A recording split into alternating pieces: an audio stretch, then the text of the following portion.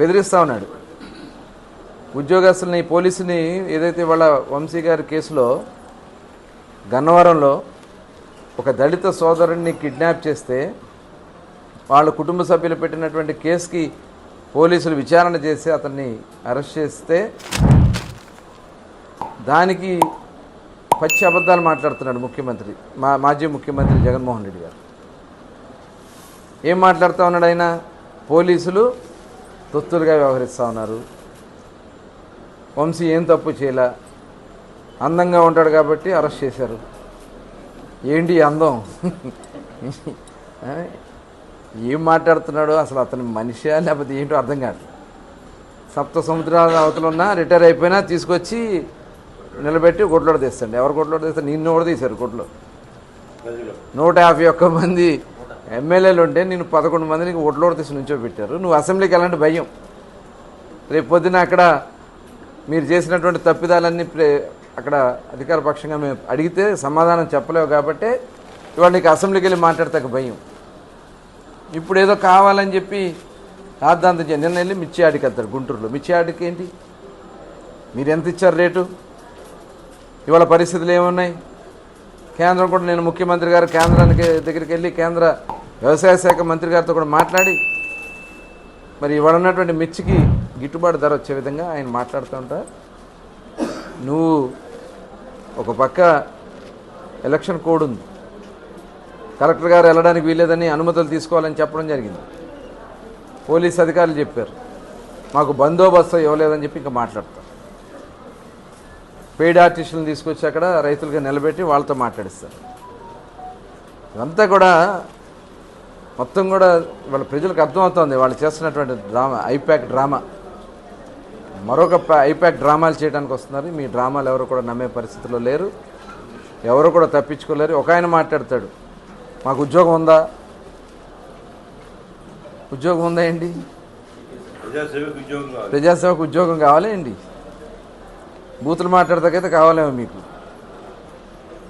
ఇవాళ ప్రజలకి బాధ్యతగా ఉన్నటువంటి మేము జవాబుదారులుగా ఉన్నాం, ప్రతిపక్షంగా కూడా జవాబుదారులుగానే ఉన్నాం. ఇవాళ అధికారంలో ఉన్నా కూడా మేము జవాబుదారులుగానే ఉంటాం. ఖచ్చితంగా ఈ జిల్లా అభివృద్ధిలో మేమందరం కూడా సమిష్టిగా, మా నాయకత్వం మొత్తం కూడా సమిష్టిగా పనిచేసి జిల్లాని మళ్ళీ ఏదైతే మనం పోగొట్టుకున్నటువంటి పరువును నిలబెట్టడమే కాకుండా రాష్ట్రంలో ఒక ప్రధానమైనటువంటి జిల్లాగా నిలబెడతామని కూడా తెలియజేస్తాం. థ్యాంక్ యూ అండి. మీరు మొన్న గుంటూరు జగన్ గారి పర్యటనలో ఉన్నారని, మీరు కూడా లేరని చెప్పి కూడా మొన్న గుంటూరు మిర్చి ఆటికి జగన్మోహన్ రెడ్డి గారు పర్యటనకి అంటే రైతుల్ని పరామర్శించి రైతుల్ని యొక్క స్థితిగతులు తెలుసుకుని వాటన్నిటిని ప్రభుత్వానికి తెలియజెప్పడం కోసం ఆయన వెళ్ళిన దాంట్లో ఆ రోజు నేను మచిలీపట్నంలో ఉన్నాను. వైఎస్ఆర్ కాంగ్రెస్ పార్టీకి సంబంధించినటువంటి ఒక ఇద్దరు మరణిస్తే ఆ పరామర్శల్లోనూ, అలాగే మచిలీపట్నంలో కొన్ని పూరిపాకలు దుర్మార్గంగా కొట్టేయడానికి ప్రయత్నం చేస్తుంటే వాటి గురించి పోట్లాడటానికి మున్సిపల్ కమిషనర్ దగ్గరికి వాళ్ళ తరఫున మాట్లాడటానికి మున్సిపల్ కమిషనర్కి వెళ్ళటం, ఆ కార్యక్రమాలన్నింటిలో ఉన్నా నేను. కానీ ఈ ప్రభుత్వం వైఎస్ఆర్ కాంగ్రెస్ పార్టీలో ఎవడైతే క్రియాశీలకంగా పనిచేస్తున్నాడో వాడినల్లా తప్పుడు కేసులతో బెదిరించేదానికి జరుగుతున్నటువంటి కార్యక్రమాల్లోనే నా మీద నిన్న గుంటూరులో పెట్టినటువంటి కేసు కూడా ఎంత దుర్మార్గం అంటే, పోలీసులే ఒక చిట్టా రాసి ఎన్నికల విధుల్లో ఉన్నటువంటి ఫ్లయింగ్ స్క్వాడ్ టీమ్ లీడరు అలాగే ఆ మెంబర్లతో సంతకాలు పెట్టించి నా మీద కేసు పెడతారు. నేను ఈరోజు డీజీపీ గారికి కూడా ఒక మెయిల్ ద్వారా ఒక ఉత్తరాన్ని పెట్టాను.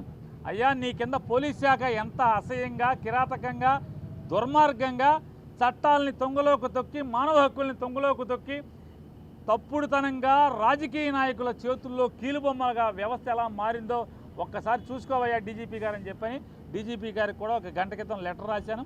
ఆ లెటర్ కూడా మీకు మీడియాకి రిలీజ్ చేస్తాను. ఖచ్చితంగా నేను ఆ ఫిర్యాదు చేసినటువంటి ఎన్నికల పర్యవేక్షణ విధుల్లో ఉన్నటువంటి అధికారులని ఖచ్చితంగా కోర్టులో నేను వారి మీద పిటిషన్ వేయబోతున్నాను.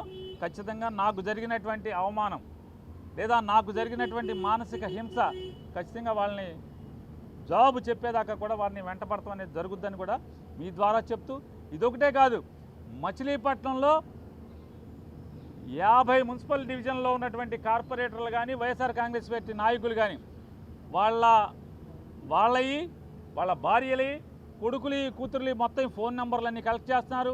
అలాగే మచిలీపట్నం మండలంలో ఉన్నటువంటి వైఎస్ఆర్ కాంగ్రెస్ పార్టీ సర్పంచ్లు అట్లాగే గ్రామస్థాయి నాయకులు బ్యాంక్ ప్రెసిడెంట్లు అందరూ కూడా వాళ్ళ భార్యల ఫోన్ నెంబర్లు ఎందుకు పోలీసులకి? అంటే పార్టీలో తిరిగితే కనుక నీ మొగుడిని లోపలేస్తాం లేదా మీ నాన్న లోపలేస్తామని చెప్పని వాళ్ళ కుటుంబ సభ్యులను కూడా ఫోన్లు చేసి బెదిరిస్తాకి, లేదా ఇప్పటికే మా ఫోన్లన్నీ కూడా ఎవరో చంద్రబాబు గారు చుట్టం అంట ప్రకాష్ ఏదో ఉంది ఆయన పేరు, రమేష్ హాస్పిటల్ దగ్గర ఆఫీస్ పెట్టారు. ఒక 17 మంది కానిస్టేబుల్స్కి జీతం కాకుండా మరొక ₹1,00,000 నెల క్యాష్ ఇస్తున్నారు. ఇవన్నీ కూడా టీడీపీ వాళ్ళు చెప్తున్నారు. మీ ఫోన్లన్నీ కూడా రికార్డ్ అవుతున్నాయి. పేరు నాని ఫోన్ ప్రతిదీ కూడా మొత్తం రికార్డ్ అవుతుంది, మొత్తం వింటున్నారు. ఇట్లా పేరు నానితో పాటుగా వైఎస్ఆర్ కాంగ్రెస్ పార్టీలో క్రియాశీలకంగా ఉన్న ప్రతి ఒక్కరి ఫోన్లన్నీ కూడా రికార్డ్ చేస్తున్నారు.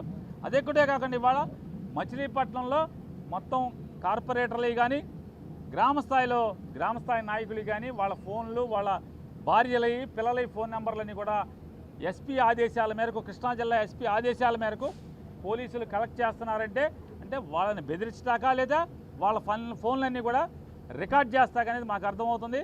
ఖచ్చితంగా మీరు ఇవాళ ఎన్ని తప్పుడు పనులు చేసినా మీరందరూ దోషులుగా చట్టం ముందుకు తేబడేదానికి ఒక రోజు వస్తుంది. అది మరొక 4 సంవత్సరాల్లో వస్తుంది అనుకుంటాం. ఖచ్చితంగా అందరూ ఫేస్ చేయాలి మాత్రం గుర్తుపెట్టుకోమంటారు. కొల్లు రవీంద్ర, యాదగిరి వెంకట్రావు నెక్స్ట్ అరెస్ట్ అయ్యేది పేరు నాని, కొడాలి నాని, మీ పేరు ప్రధానంగా తీసుకొస్తున్నారు. ఎక్కడ మాట్లాడినా అదే పేరు. మీరు ఎవరో పేరు చెప్పారు, అతను మంత్రి పదవి హోదా ఎలగబెడతాకి తప్పితే ప్రజాసేవకు కానీ మా ఊరు బాగు చేయటానికి కానీ రాష్ట్రాన్ని బాగు చేయటానికి కానీ ఎందుకు పనికి రాకుండా కేవలం లోకేష్ దగ్గర రాలిపడిన గింజలు ఏరుకుంటాకి మూటలకు అప్పచెపితే ఆ మూటల్లో రాలిపడిన నోటుల్ని జేబులో కుక్కుని సంతోషపడటానికి తప్పితే మరొక దానికి పనికిరాని మనిషి. అతనికి ఛాలెంజ్ చేస్తున్నా. ఇప్పటికి నవంబర్ డిసెంబర్ నుంచి మోగుతున్నావు, పేరు నాని అరెస్ట్ చేస్తాను నేను రోడ్లు వెంబడే తిరుగుతున్నా. ఇప్పుడు కొడాలి నానిని పేరు నాని అరెస్ట్ చేస్తున్నావు. ఏంటి బొంగులో నీ అరెస్ట్ వల్ల నా రోమం కూడా పోడదని నేను చెప్తున్నా కొల్లు రవీంద్రకి. మేడం మీరు కూడా